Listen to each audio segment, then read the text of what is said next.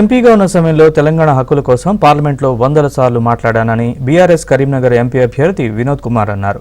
సిద్దిపేట జిల్లా హుస్నాబాద్లో నిర్వహించిన బీఆర్ఎస్ తెలంగాణ విద్యార్థి యువజన చైతన్య సమావేశంలో మాజీ ఎమ్మెల్యే సతీష్ కుమార్తో కలిసి వినోద్ కుమార్ పాల్గొన్నారు.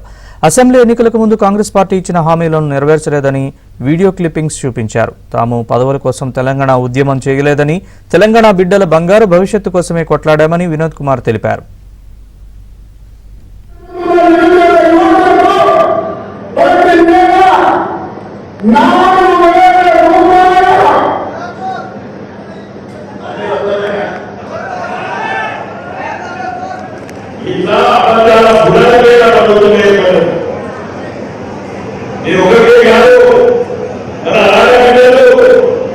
కళ్యాణ లక్ష్మి లక్ష రూపాయలు మన అక్క చెల్లెల పెళ్లికైతే ₹1,00,000 ఇచ్చినాం.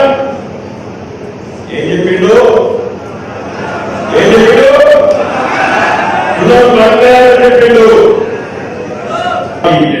ప్రభుత్వాన్ని పూర్తి చేసింది.